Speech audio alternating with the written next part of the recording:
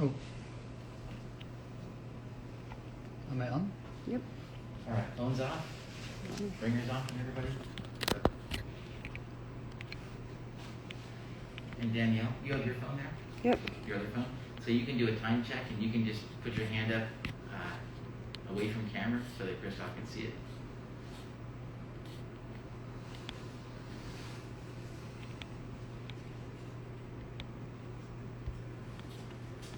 Okay, you're live. Okay. Can you hear? You're live.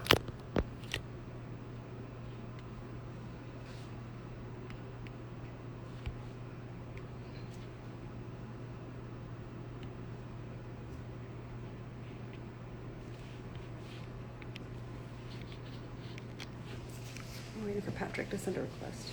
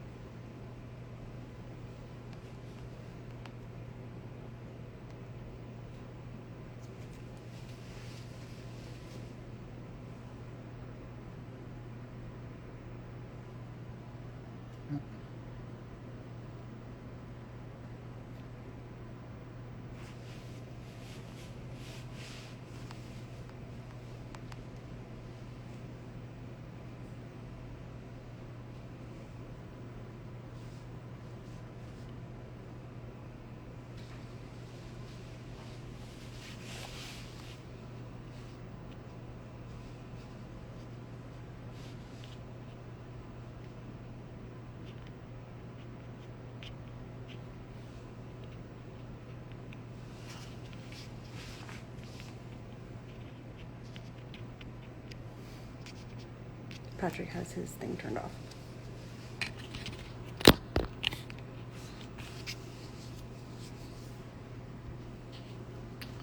We're waiting for Patrick.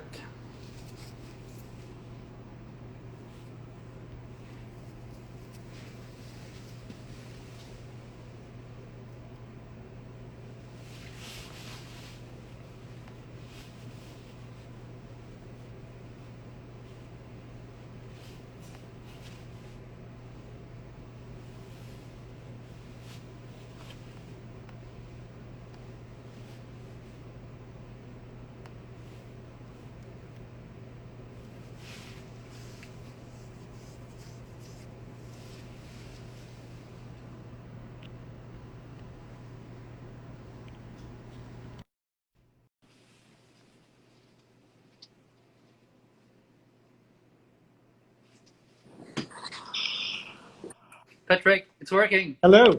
Hey, let me Oh, take off my mask. hey, can you hear me okay? Loud and clear. Do we have headsets or anything? Do we have any earphones? How are you? Good to see you, Patrick. Hi, everyone. It's Christophe good to see Bourdon you here. too. Good to see you, Patrick. Where are you, in Maine? Yes, I just arrived at the center here in Maine. Nice. We're in Lewiston. So it's Good. great to be. I haven't been here since January, so this is the first time I've been back. All of our programs are up and running online, so I encourage people to get out and go to the dempseycenter.org and check it out. If you need any help and support, please go there. But I have to tell you, it's so nice to be back and to see the staff. And as you can tell, we've got our masks on and we're socially distancing, but we're happy to be together. Good, Patrick. Very good to see you. So, hello, Instagram. Hello, everyone. My name is Christophe Bourdon. I'm Senior Vice President at Amgen Oncology. And I'm very thrilled and happy, Patrick, to have the opportunity to host actually Amgen's Biotech first ever Instagram Live with someone that has been, a long-term partner and friend for Amgen, someone that is really a true source of inspiration for many cancer patients, and someone that I don't need to introduce anymore. So, Patrick, good to see you. Super happy to It's see good you. to see you too. It's so great to be here. I think this is my first Instagram Live as well, and certainly for the center. So All right. it's been a great journey. Good. So let's jump into it. We have a lot to cover today. I think at the end we're gonna take some questions, that the audience submitted. Okay. Let's go straight into it. So you're in Maine, Dempsey Center. Can you tell us what it is, the mission? And I know it's something very personal for you. Yes, I'm in Lewiston, Maine. This is the town I was born in and grew up in. And we have our center here. And at the center, our mission is we treat the person, not the disease, complementary medicine. So what we do is we have a meeting with a person who's been recently diagnosed. It's either the patient or the caregiver or family member. And we come in and we do an evaluation. And we ask them, what can we do to make your life better? And we let them have the power of like, here's what I need. And we customize the care for them. Working with their doctor with the conventional approach, it goes hand in hand. And it's very moving, and I love it here. And the team that we have in place is very caring, and they've done a tremendous job pivoting with COVID. And we are getting the services out to people virtually, which is something we've wanted to do for some time. And I think in this whole process, we're learning new things and we're improving the quality of our care at the same time, which is remarkable. So I mean, all your staff, they should be thrilled to see you. Are they with you right now? Are they around? Yes, everybody has they're working around the center right now, but it was so nice to see everyone in person. We have our masks on and people are doing the proper etiquette here, listening to the CDC and their advice. But you know, it's nice to do a Zoom, but you need to see people. You know, it's hard because your instinct is to hug someone, but if you really want to hug them, you can't. So that's the challenge, right? Yeah, no, it's great. Hey, can you share a bit with us? You know, I mean, like 2020 is probably a year that none of us will kind of forget. What does it mean, you know, COVID? What are like the cancer community are kind of in need for at the moment? You know, what have you been seeing and hearing at the moment? Yeah, I think people need to get to their doctor. They need to keep their appointments. I know it's scary to be getting ready to go outside and to go into the world and then go into a hospital. It's frightening, but it's really important that you do that you make sure that you get your screenings and you get your checkups. All that stuff is so important. That's what we really need to concentrate on. Yeah. If we can help you virtually, we were going to do that. Okay. But that's the big thing. I think people need to stay consistent, get the screenings done, do all of those things, have the doctor's appointments. Yeah, Exercise. No, I know it's scary at the moment to sometimes get out of home, do these things, but it's so essential. Hey, Patrick, do you think we could actually kind of share a bit with your staff, you know, about the centers and you know, kind of get some back of the scene stories and insight about the great team around you? Yes, let's try to see if we can move around here. I mean, if we can take that camera off right now, we'll do that. We don't want to lose you. All right, so I'm going to take this with me, and I'm going to walk you around.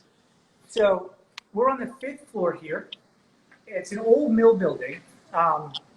There's a great thing about, I think your environment is really important. And when we come in, the intention was to make it feel like you are in someone's home. You get off the elevator, you come in, there's a picture of my mother. It's really she who inspired the center in her cancer journey.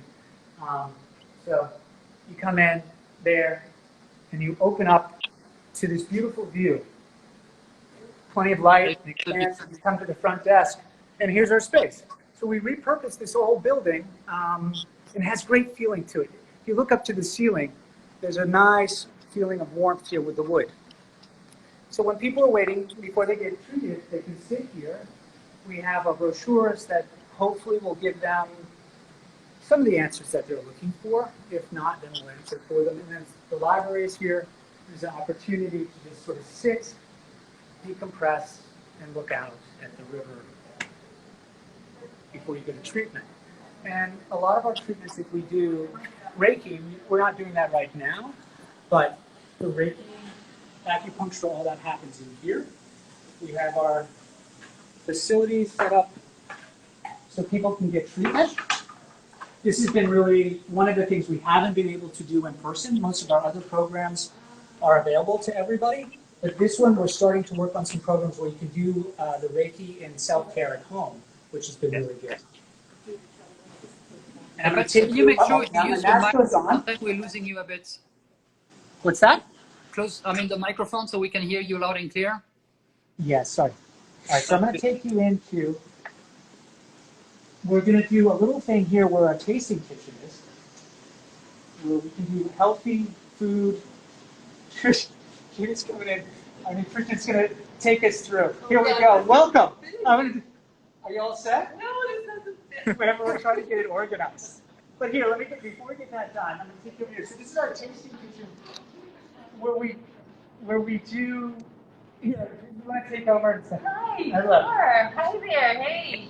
Good Good to to see see you. you. My name is Judy Donnelly. I'm the Nutrition Program Coordinator here at the center.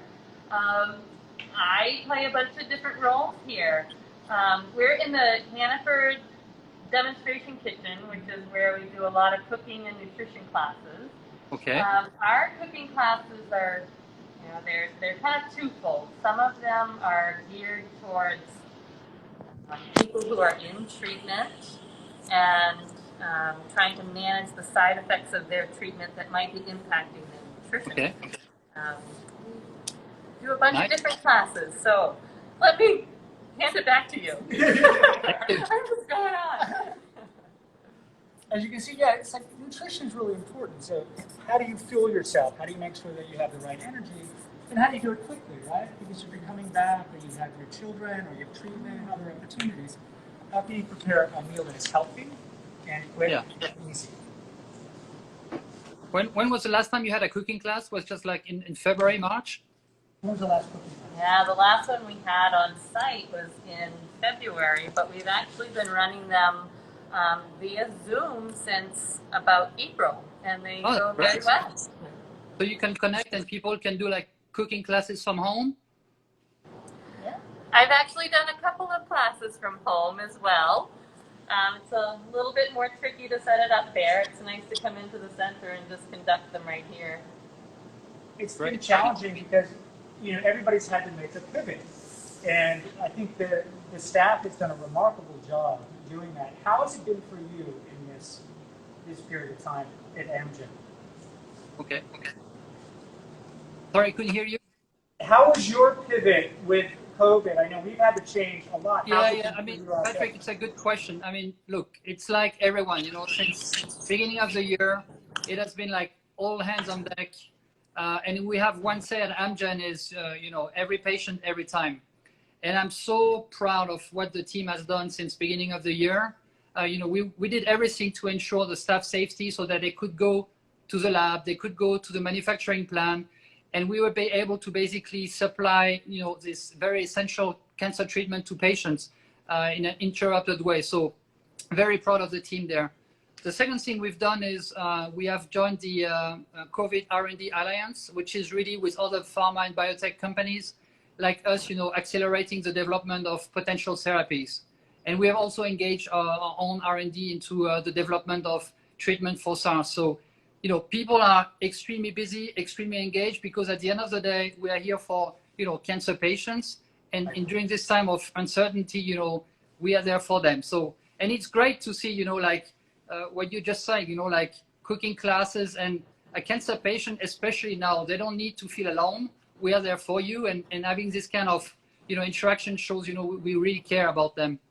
Could I ask you, you had a picture of your mother in the entry, and actually I would like to talk about my mother-in-law, Christine. She's a breast cancer survivor in Paris. She was treated, she's fine, on remission, but do you have like a vision or a dream where, you know, you could also help cancer patients outside of Maine and outside of the United States eventually? What do you think about this? Yes, I think it's very important for us to contact other like-minded centers. I'm going to take this off so you can hear me. Good. Is that we want to connect with other like-minded centers nationally and internationally. A lot of treatments you can't do outside the States, but we can connect people if they reach us so that we are globally connected. I believe that the work that's being done here in other centers around the world, it's critical. As soon as you get diagnosed, you know, you're coming in, you're getting your tests, and then you're.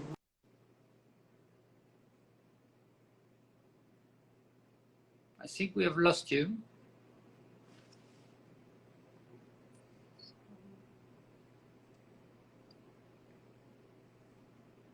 Patrick, the picture is great, but we're missing the voice.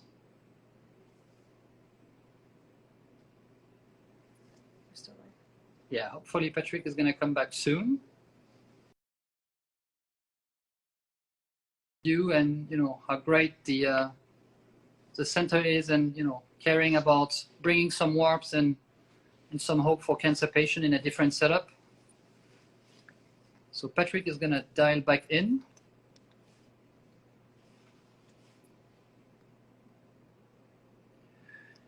So next, we're gonna talk when Patrick is back about the dempsey challenge, and it's the first time that we're doing this virtually. It used to be, you know, a face-to-face event, and now we're gonna ask you to join actually the dempsey challenge virtually.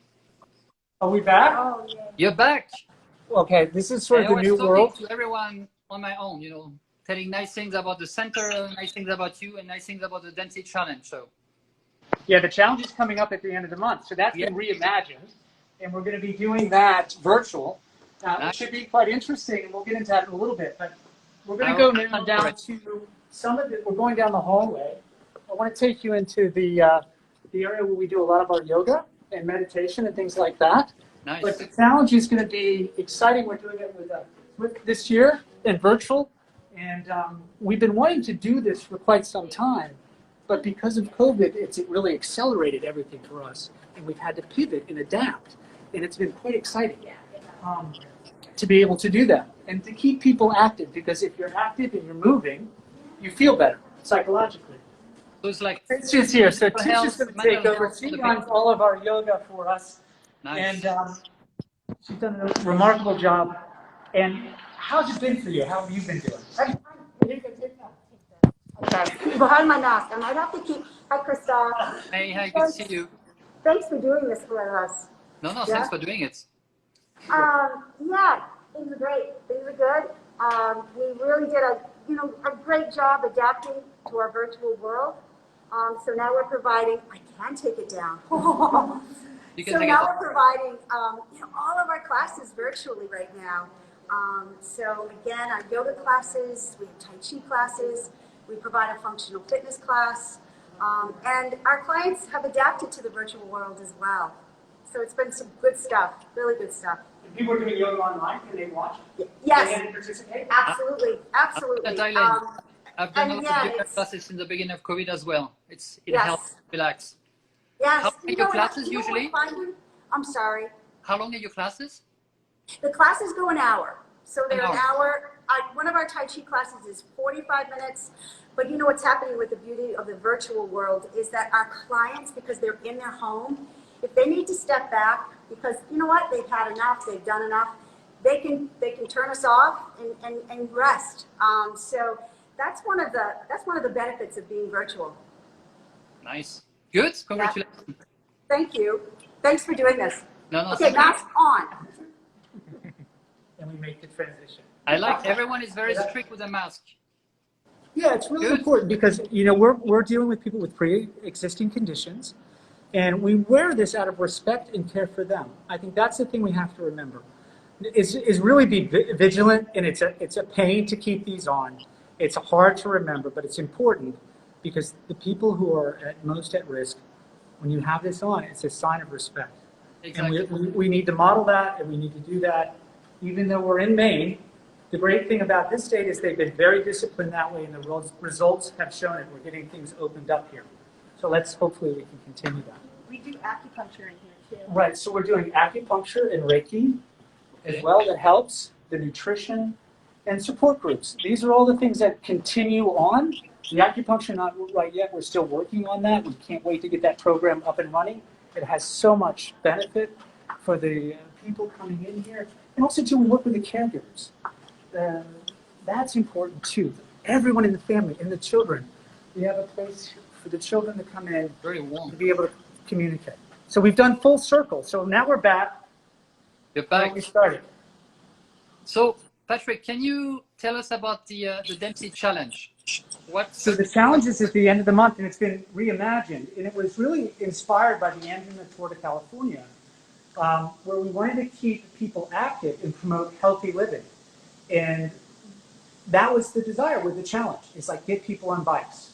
So on the weekend, we're going to do it this year. You do a run and a walk and a run. And it's really, it's tough because it's all about being together. But this year, we're going to be doing it virtual, and we'll have that same feeling. It's reimagined. We want to try to have that intimacy and that connection with people. So how many people you expect to join? Do you have a sense? What's your goal? Well, our goal is to raise 1.5 million. That will really make sure that all of our services are provided without cost to the patient. They don't have to pay anything. And this is our opportunity to raise the money to make sure that those programs continue. Okay. The numbers that we're looking at this year are going to be much bigger than what we've had in the past because of the opportunity now to reach everybody worldwide. The numbers are still coming in. I think we're at like 50,000 registered at this point. 65,000 people registered. So that's a virtual event, which will be our biggest event. So in this sort of crisis, we're actually emerging out of it so strong in so many new ways, which was our intention. Certainly to reach people in rural Maine here virtually and around the world, those programs are up and running now, which is good. So in all of this darkness, there is light. Okay, great. I mean, you heard everyone. 1.5 million, that's a goal. Count on us, all the Amgen team worldwide. The Amgen team's great. You've been amazing and from the beginning. The oncology team is absolutely behind us, and we're going to make a lot of noise. So, count on us. We're going to be there for you. Great. Thank you.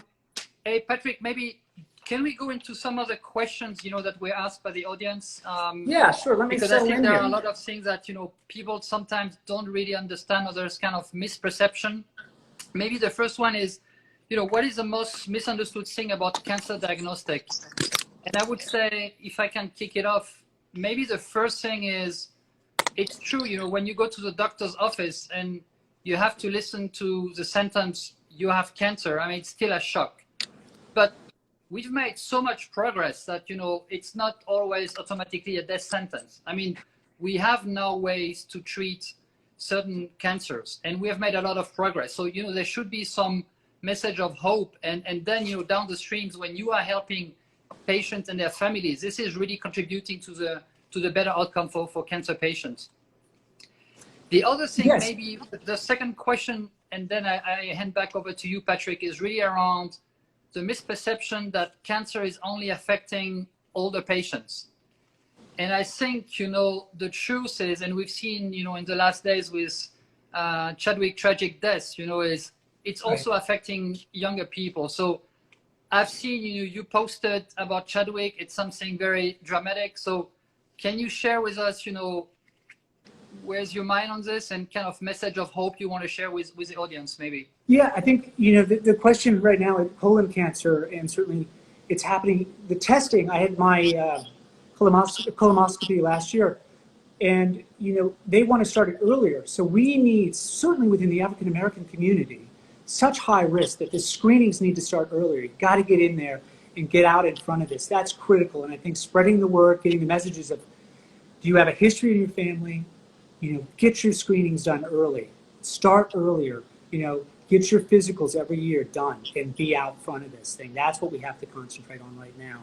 And it's a scary time to do it, but it's an important thing to do. And we're going to do everything we can to help encourage that and support that. Yeah.